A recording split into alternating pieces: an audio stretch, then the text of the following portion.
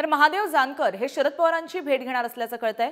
उद्या सकाळी पुण्यातील शरद पवारांच्या निवासस्थानी ही भेट घडणार आहे। महादेव जानकर म्हाडा लोकसभा निवडणूक लढण्याची शक्यता वर्तवली जाते। उद्या सकाळी 11 वाजता पुण्यातील मोदी बागेमध्ये त्यांची ही भेट पार पडेल।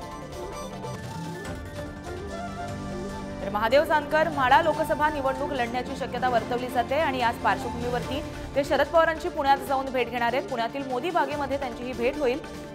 उद्या सकाळी त्यांची संपूर्ण भेट पार पडणार असल्याचं कळतंय।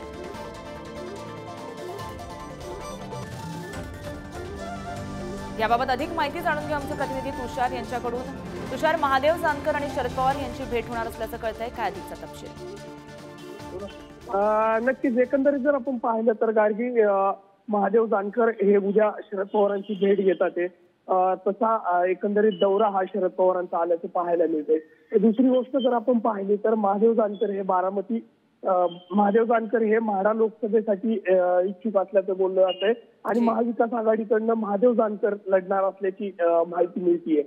महायुती सोबत ते होते, आता ते महाविकास आघाडी बरोबर येत आहेत का हे पाहणं महत्वाचं ठरणार आहे। कारण गेल्या काही दिवसांमध्ये त्यांच्या भेटीगाठींचं जे सत्र आहे ते महाविकास आघाडी बरोबर वाढण्याचं पाहायला मिळतंय।